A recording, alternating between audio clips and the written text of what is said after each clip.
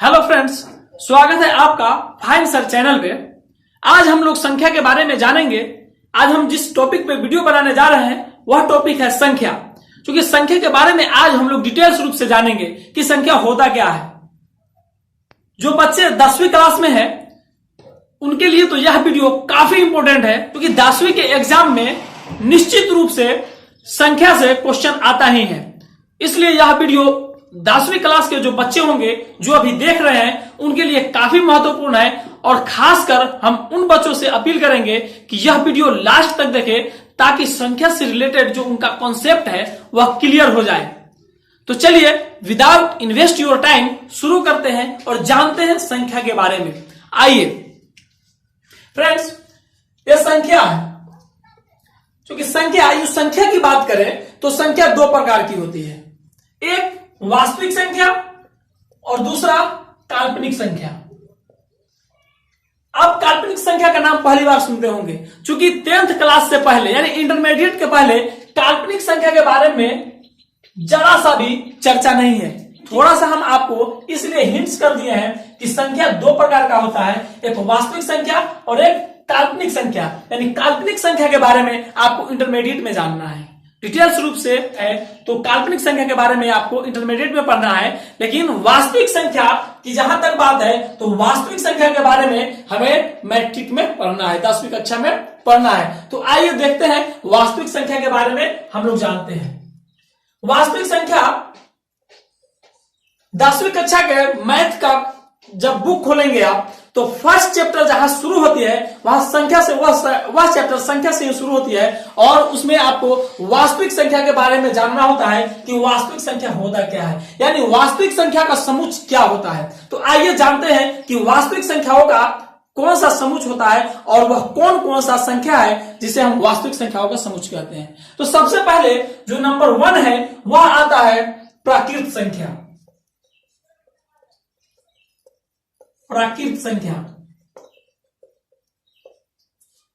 संख्या और सेकंड जो नंबर 2 है, आइए पूर्ण संख्या।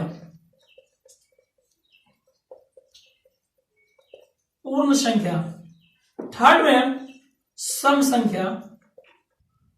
तो फ्रेंड्स हमें जानना है वास्तविक संख्या के बारे में। तो वास्तविक संख्या के समुच्च में फर्स्ट प्राकृत संख्या, सेकंड पूर्ण संख्या, सम, विषम, परिमेय, अपरिमेय, यानी जो भी आप संख्या के बारे में जानते हैं जिसको आपने 9th क्लास में पढ़ा है डिटेल्स रूप में, जो बच्चे पढ़े होंगे ध्यान से उन्हें याद होगा। प्राकृत संख्या, सम संख्या, विषम संख्या, परिमेय संख्या, अपरिमेय संख्या, यानी इन संख्याओं के बारे में उन्हें अच्छी तरह से नॉलेज होगा। आप 10वीं क्लास के स्टूडेंट्स हैं, इसलिए हम आपको परिभाषा अभी नहीं बताएंगे। हाँ, आपको अगर परिभाषा जानना है तो मेरा सेपरेट वीडियो सम संख्या, प्राकृत संख्या, विषम संख्या, परिमेय संख्या और अपरिमेय संख्या के बारे में हमने सेपरेट वीडियो बनाया है। आप हमारे चैनल को विजिट कीजिए और उस वीडियो को आप जाकर के देख लीजिए। और आज जो हम आपको बताने वाले हैं सिर्फ इसके बारे में संक्षिप्त रूप से हम आपको बताएंगे, लेकिन इस तरह से बताएंगे कि आपके दिमाग में इस संख्याओं के बारे में जो कॉन्सेप्ट का कंफ्यूजन है वह कंफ्यूजन पूर्ण रूप से डिलीट हो जाएगा। तो आइए हम देखते हैं कि प्राकृत संख्या कहते हैं। प्राकृत संख्या आप गिनती जानते हैं, यानी गिनती के जो भी अंक है, जो भी नंबर है गिनती के, जैसे कि 1, 2, 3, 4, 5, 6, इस तरह से आप जितने भी गिनती के नंबर को जानते हैं, जितना आप गिन सकते हैं, जितना आप काउंट कर सकते हैं, टोटल के टोटल नंबर को हम प्राकृत संख्या कहते हैं। यानी इसको क्या कहेंगे? प्राकृत संख्या कहते हैं। ठीक है, जो भी हम गिनती की संख्या जानते हैं वो सारे के सारे जो भी काउंटेबल नंबर है जिसे हम काउंट करते हैं, काउंट में लाते हैं, वो टोटल का टोटल नंबर प्राकृत संख्या है, उसी को हम प्राकृत संख्या कहते हैं। चाहे आप जितना भी गिनती गिन लीजिए 1 से लेकर के अनंत तक। ठीक है, नेक्स्ट था आपका पूर्ण। नंबर 2 में क्या था? पूर्ण संख्या। पूर्ण संख्या। तो फ्रेंड्स पूर्ण संख्या में कुछ अलग नहीं है, बस थोड़ा सा नुक्ता के हेर फेर से खुदा जुदा हो जाते हैं। ठीक उसी प्रकार से इसमें नुक्ता का हेर फेर है। किसमें? प्राकृत संख्या और पूर्ण संख्या में मात्र एक नुक्ता का हेर फेर है।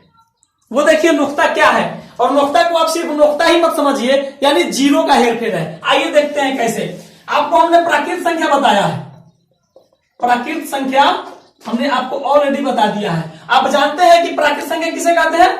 प्राकृत संख्या कहते हैं 1, 2, 3, 4, 5, इस तरह से आप जितने भी गिन दे, जो भी काउंटेबल नंबर है सबको हम प्राकृत संख्या कहते हैं। और इसी प्राकृत संख्या के आगे आप जीरो को जोड़ दे, यानी इसके आगे आप जीरो को अगर शामिल कर देते हैं, यानी इस प्राकृत संख्या के साथ में जीरो को सम्मिलित कर देते हैं, तो ये जो संख्याएं बनी अब यह पूर्ण संख्या बन गई।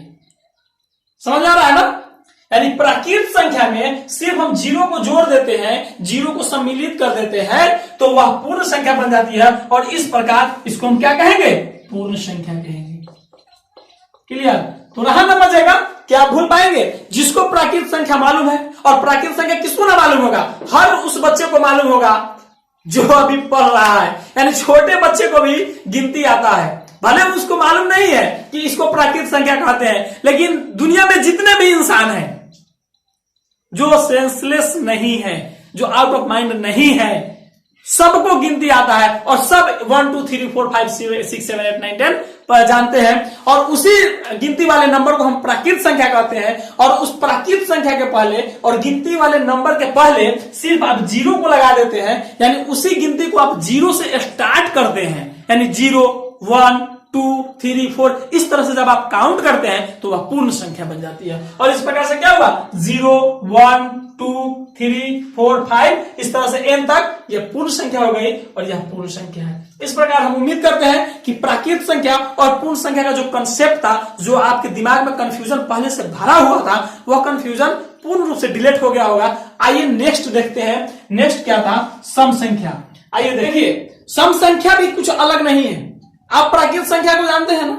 आइए उसको हम लिख करके बताते हैं। प्राकृत संख्या 1 2 3 4 5 6 7 8 9, एक और ले लीजिए 10। इस प्रकार से आप प्राकृत संख्या को 1 2 3 4 5 6 7 8 9 10, यानी प्राकृत संख्या हमने लिख दिया बोर्ड पे। इस प्राकृत संख्या में आप ऐसे संख्या को देखिए जो जिसमें 2 से भाग लग जाता हो। ऐसा आप इसमें चूज कर सकते हैं, जैसा कि आप अगर 2 देखिएगा, इस 2 में 2 से आप भाग दे सकते हैं और पूरा पूरा कट जाएगा। यानी वैसी संख्या को हम इसमें से छांटेंगे, वैसी संख्या को बाहर निकालेंगे जिसमें 2 से भाग लगता हो, पूरा पूरा कट जाता हो। जैसे 2 है, 4 में भी पूरा पूरा आपको भाग लग जाएगा, 6 में भी लग जाएगा, 8 में भी लग जाएगा, 10 में भी लग जाएगा। यानी हर एक संख्या के बाद आप देख रहे हैं ना, 1 के बाद 2, 2 के बाद एक गैप है 3, 3 के बाद 4, फिर 5, 5 के बाद 6, 6 फिर गैप है 7, 7 के बाद 8, फिर 9 के बाद 10। यानी एक संख्या के बाद, हर एक संख्या के बाद आपका जो संख्या आता है वह सम संख्या होता है। जैसे 2 4 6 8 10, ये क्या है? सम संख्या है। या इसको दूसरे तरीका से आप समझ सकते हैं कि वह संख्या जो 2 से पूर्ण रूप से विभाज्य हो, जो 2 से पूर्ण रूप से कट जाता हो, वह सम संख्या कहलाता है। और आप देखिएगा 2, तो 2 को आप 2 से भाग दीजिए, तो 2 इकाई 2, पूरा पूरा कट गया। 4 को भी देखिए, 4 में भी जब आप 2 से भाग दीजिए, 2 दूनी 4, सॉरी 4, और ये भी कट गया। 6 को देखिए, 6 में 2 से भाग दीजिए, 2 तिहाई 6, ये भी कट गया। 8 को देखिए, 2 चौके 8, कट गया। 10 को देखिए, 2 से भाग दीजिए, 10 में 2 पचे 10, कट गया। यानी वह संख्या जो 2 से पूरा पूरा कट जाता हो, वह क्या है? सम संख्या है। क्लियर? चलिए नेक्स्ट को देखिए। नेक्स्ट पॉइंट है आपका विषम संख्या। विषम संख्या के बारे में हम देखते हैं कि विषम संख्या कहते किसे हैं, और कहते किसे हम तो परिभाषा बताने वाले हैं नहीं आज, क्योंकि इस वीडियो में परिभाषा अगर बताएंगे तो वीडियो बहुत लॉन्ग हो जाएगा। अगर आपको परिभाषा के साथ वीडियो देखना है सम संख्या विषम संख्या, तो हमारे चैनल को विजिट कीजिए, और इसके बारे और सम संख्या, विषम संख्या, प्राकृत संख्या, पूर्ण संख्या, परिमेय संख्या, अपरिमेय संख्या को परिभाषित करके हमने जो वीडियो बनाया है वो सेपरेट वीडियो जाकर के आप विजिट करके देख सकते हैं। लेकिन आज जो हम वीडियो बना रहे हैं, इसमें परिभाषा आपको हम बताएंगे नहीं, सिर्फ आपका कंफ्यूजन दूर करेंगे, कॉन्सेप्ट को क्लियर करेंगे। आइए देखिए, सम का ठीक उल्टा विषम होता है। क्या है? सम का ठीक उल्टा विषम होता है। तो विषम उल्टा क्या होता है? यानी सम में हमने क्या देखा था कि जिसमें 2 से पूरा पूरा भाग लग जाता है। जैसा कि हमने 2 को देखा था, 2 में 2 से पूरा पूरा भाग लग जा रहा था, 4 में भी लग जा रहा था, 6 में भी लग जा रहा था, 8 में भी लग रहा था, और 10 में भी लग जा रहा था। लेकिन विषम संख्या में क्या होता है? ठीक सम संख्या के विपरीत होता है, उल्टा होता है। यानी उस संख्या में 2 से भाग लगता ही नहीं है, लगता है लेकिन पूरा पूरा कटता नहीं है। ठीक है? तो अब देखिए 3 में जब आप भाग दीजिएगा तो शेष 1 बच जाएगा। आइए देखते हैं कैसे। 2 से भाग दीजिए 3 में, 2 इकाई 2, 3 में से 2 घटेगा 1, 1 शेष बच गया ना।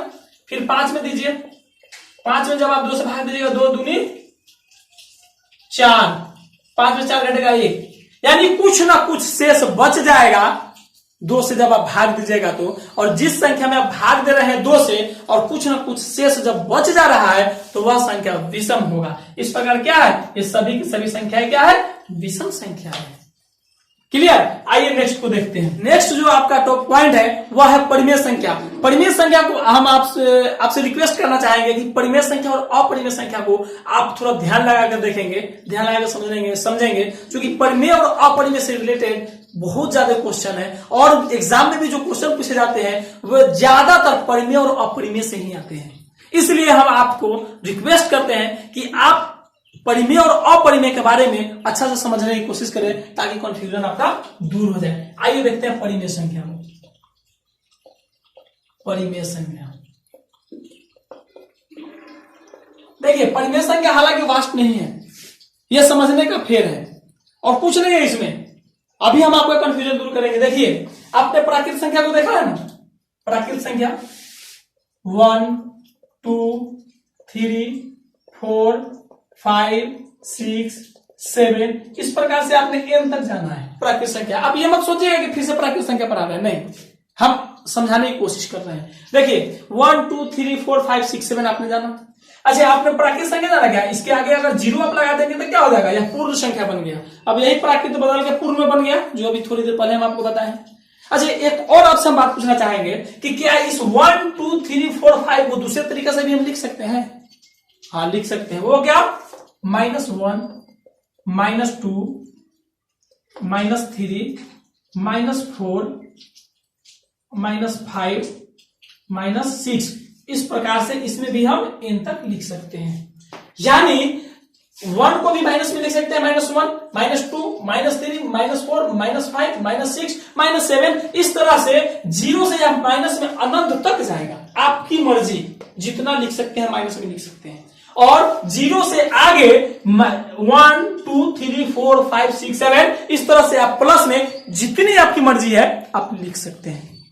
ठीक है। अगर आप बात करेंगे सिर्फ 0 का, तो 0 को अगर आप माइनस में लिखने की बात करेंगे, क्योंकि 0 अभी हमने क्या है, 0 प्लस में लिखा है।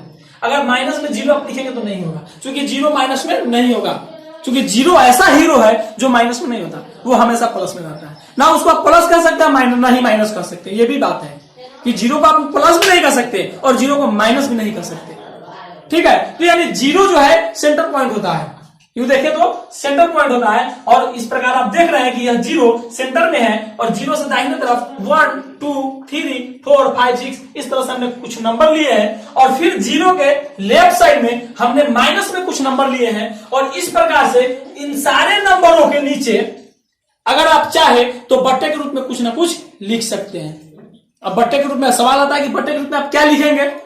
जबरदस्ती तो है नहीं कि हम 2 लिखेंगे 5 लिखेंगे, लेकिन मैथमेटिक्स का जो रूल कहता है उस रूल के हिसाब से इन सारे नंबरों के नीचे जैसे -6 है तो बट्टा 1 कर सकते हैं, -5 है तो -5 का बट्टा 1 कर सकते हैं, -4 है तो -4 का बट्टा 1 कर सकते हैं, फिर -3 है तो -3 का बट्टा 1 कर सकते हैं, -2 है -2 का बट्टा 1 कर सकते हैं, फिर -1 है तो -1 का बट्टा 1 कर सकते हैं। इसी रूल के हिसाब से आप 0 का भी बट्टा 1 कर सकते हैं, इसमें कहीं से कोई दिक्कत नहीं है। आगे बढ़ेंगे 1 का, उसके बाद 0 के बाद 1 है, 1 का बट्टा 1 कर सकते हैं, 2 का बट्टा 1 कर सकते हैं, 3 का बट्टा 1 कर सकते हैं, 4 का बट्टा 1 कर सकते हैं, 5 का बट्टा 1 कर सकते हैं, 6 का बट्टा 1 कर सकते हैं। इस प्रकार से जो भी नंबर है सारे नंबरों का बट्टा आप 1 कर सकते हैं। और जब आपने इसका बट्टा 1 कर दिया तो आप देख रहे हैं कि यह बट्टे के रूप में हो गया।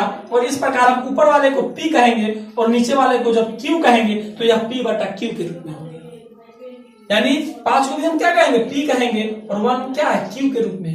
इस प्रकार क्या होगा, यह P बट्टा Q के रूप में होगा। किसके रूप में होगा, P बट्टा Q के रूप में। यानी सारे के सारे नंबर को हमने किस रूप में लिख दिया, P बट्टा Q के रूप में लिख दिया। और परिमेय संख्या का डिफिनेशन तो हमको बताना है नहीं, परिमेय संख्या का मतलब ही होता है कि जो P बट्टा Q के रूप में हो। यानी जो भी नंबर्स है, सारे जो भी नंबर्स है वो सभी नंबर अगर p बटा q के रूप में है तो वो क्या है, परिमेय संख्या है।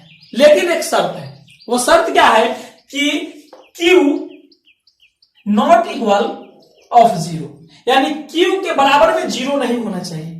मतलब क्या है इसका मतलब यह है, इसका मतलब यह है कि हमने p बटा q लिखा, यानी q के जगह पे, यानी q के जगह पे अगर p बटा q हमको लिखना है तो p बटा q लिखेंगे। लेकिन यहां कहा q नॉट इक्वल ऑफ 0, यानी q के जगह पे अगर हम 0 लिख देते हैं तो यह जो संख्या बनेगा वह परिमेय संख्या कभी नहीं बनेगा। बस यही थोड़ा इसका बारीकी था। यानी इसको शॉर्टकट में कहे अपनी भाषा में तो बट्टे के रूप में अगर नीचे 0 है, जैसे आप ले लीजिए माइनस को ले लीजिए, -1 को -1 बटा अगर आप 0 करते हैं तो यह परिमेय संख्या कदापि नहीं होगा। अगर आप 2 बटा 0 करते हैं यह परिमेय संख्या कदापि नहीं होगा। यानी ऊपर में कोई भी नंबर रहे, लेकिन अगर बट्टे के रूप में 0 आ जाता है तो वह किसी भी परिस्थिति में परिमेय संख्या नहीं होगा, वह अपरिमेय होगा। ठीक है, तो इस प्रकार क्या है, आपने इस p बटा q और q नॉट इक्वल ऑफ 0 का कंफ्यूजन को समझ गया कि q नॉट इक्वल ऑफ 0 का मतलब क्या है, यानी q के जगह पे 0 नहीं होना चाहिए। अगर q के जगह पे 0 है तो वह क्या है, परिमेय नहीं है। क्लियर। आइए नेक्स्ट को देखते हैं। नेक्स्ट जो पॉइंट था आपका वह अपरिमेय संख्या था, यानी अपरिमेय संख्या के बारे में आइए देखते हैं। देखिए पर दो संख्या है, यानी एक परिमेय संख्या और दूसरी तरफ अपरिमेय संख्या। आइए इस कॉन्सेप्ट को समझते हैं। क्या है, एक तरफ क्या है परिमेय संख्या, परिमेय संख्या, दूसरा क्या है अपरिमेय संख्या, अपरिमेय संख्या। यानी दो संख्या है, तो जो भी संख्याएं है अगर वह परिमेय हो जाता है तो जो बच जाएगा वही ना अपरिमेय होगा। मतलब वही है कि किसी मैदान में अगर दो पहलवान लड़ रहा है किसी अखाड़े में, तो उसमें से अगर एक पहलवान जीत जाता है तो दूसरा को हारना तय है। ऐसा तो नहीं है कि दोनों जीत जाएगा, नहीं, अगर एक जीतता है तो दूसरा हारेगा। तो ठीक उसी प्रकार से आप देख लीजिए कि जो संख्याएं परिमेय है तो हमने बता दिया कि कौन सी संख्याएं परिमेय होने वाला है, अभी आपका कॉन्सेप्ट क्लियर किए हैं। और उसके अलावा जो संख्याएं बच जाते हैं वो सारे के सारे अपरिमेय हैं। जैसे आप आइए, रूट के अंदर जो भी संख्याएं हम लिखते हैं वो अपरिमेय होता है, बशर्ते उस संख्या का वर्गमूल पूरा संभव न हो तब। यानी जैसे √3 हमने लिखा तो √3 का वर्गमूल पूरा संभव नहीं है, इसका वर्गमूल आप निकालेंगे तो दशमलव में निकलेगा। तो इस वजह से यह परिमेय संख्या नहीं, यह क्या है अपरिमेय संख्या है। आगे देख लीजिए √5, अगर √5 आप लिखते हैं तो √5 क्या है, ये भी अपरिमेय है। लेकिन अगर √4 आप लिखते हैं तो चूंकि √4 है, आप कहेंगे कि इसके ऊपर भी रूट है तो यह अपरिमेय है, तो नहीं बाबू, यह अपरिमेय नहीं है। क्यों? चूंकि √4 का वर्गमूल 2 होता है और 2 क्या है, यह 2 एक परिमेय संख्या है। क्यों परिमेय संख्या है? क्योंकि इसका बट्टा हम 1 कर सकते हैं। तो जब बट्टा हम 1 कर सकते हैं तो यह p बट्टा q के रूप में हो जाएगा। क्या हो जाएगा, यह p बट्टा q के रूप में हो जाएगा। और जब p बट्टा q के रूप में हो जाएगा तो p बट्टा q क्या होता है, परिमेय होता है, पहले ही आपको बता चुके हैं, तो यह परिमेय हो जाएगा। तो इस प्रकार जो भी संख्या रूट के अंदर है और जिसका पूरा वर्गमूल संभव नहीं है वह क्या होगा, अपरिमेय संख्या होगा। एकदम बारीक सा है, ठीक है।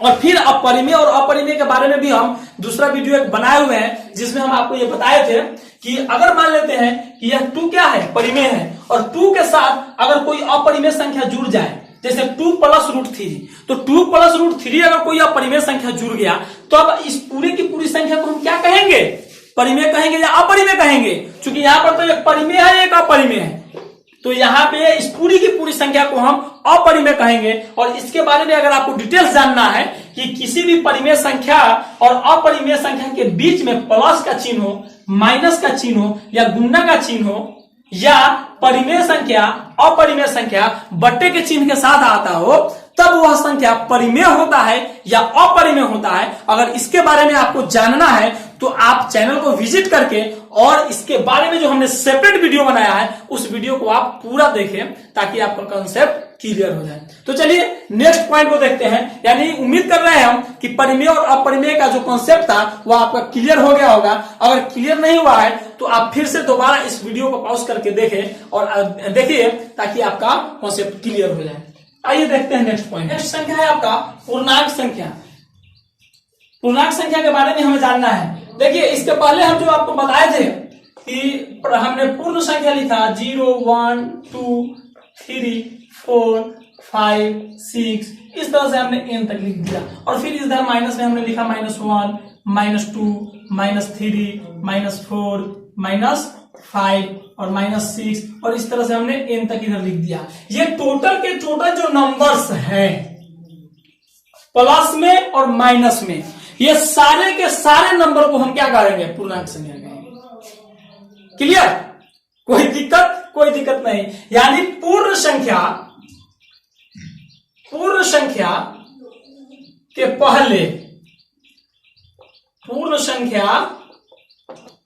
पहले, अगर माइनस में प्राकृत संख्या को हम लिखते, माइनस में 1 2 -1 -2 -3, इस प्रकार हम लिख दे -1 -2 -3 -4, इस तरह से हम लिख दे तो ये टोटल के टोटल जो नंबर्स बनेंगे ये सारे के सारे नंबर को हम पूर्णांक संख्या कहते हैं।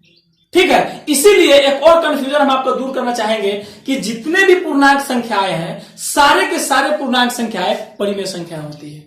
ये आपका ऑब्जेक्टिव टाइप क्वेश्चन है और एग्जाम में अक्सर पूछे जाते हैं कि क्या सभी पूर्णांक संख्याएं परिमेय संख्या होती है? तो आप बेधड़क कह सकते हैं कि चूंकि पूर्णांक संख्या के बारे में हम आपको बता दिए तो आप बेधड़क कह सकते हैं कि हाँ सभी के सभी पूर्णांक संख्याएं परिमेय संख्याएं होती है।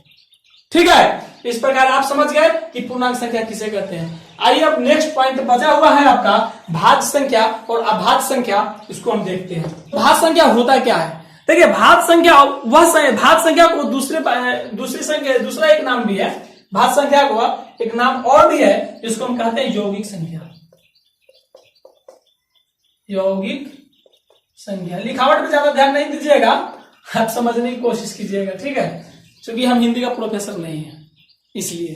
ठीक है, भाज्य संख्या को हम यौगिक संख्या भी कहते हैं। आइए कि भाज्य संख्या कहते किसे हैं? देखिए भाज्य संख्या, अब देखिए वह संख्या, इसका डिफिनेशन देखिए भाज्य संख्या वह संख्या होती है 2 से ज्यादा जिसका फैक्टर हो। जैसे आप लीजिए 8 का फैक्टर आप बनाएंगे तो 4 इंटू 2 करेंगे, यानी 4 में जब 2 से गुना करेंगे तो 8 हो जाएगा। ठीक है, और दूसरा फैक्टर आप अगर बनाते हैं तो 8 गुने 1 करेंगे तो 8 गुने 1 करेंगे तो 8 ही 8 हो जाएगा। ठीक है, तो इस प्रकार से इसका फैक्टर कितना बना? एक 4, यानी 4 में 2 से गुना करेंगे तो एक 4 भी इसका फैक्टर बना, 2 भी फैक्टर बना और 8 भी फैक्टर बना, 1 भी फैक्टर बना। इस प्रकार से इसका फैक्टर कितना हुआ? 1 2 3 4, यानी 4 फैक्टर बना। तो भाज्य संख्या का मतलब होता है कि वह संख्या है जिसका फैक्टर यानी जिसका गुणज। भाज्य संख्या वह संख्या को कहते हैं जिसका फैक्टर 2 से ज्यादा हो। तो आप देख रहे हैं कि यहां 2 से ज्यादा है, एक तो 8 इसका फैक्टर है ही और 1 है ही, और 8 और 1 के अलावा 2 और फैक्टर बनता है, वह है 4 और 2। तो इस प्रकार 2 से जब ज्यादा फैक्टर बनता है जिस संख्या का, वह संख्या भाज्य संख्या होता है। जैसे आप 6 ले लीजिए, 6 का भी फैक्टर आप देखेंगे 3 इंटू 2, और दूसरा देखिए 6 इंटू 1, इसका भी 4 को फैक्टर बना। तो जब 4 फैक्टर बनता है तो यह क्या होता है? भाज्य संख्या होता है। एक और संख्या लेकर के देखते हैं, वह संख्या है 11।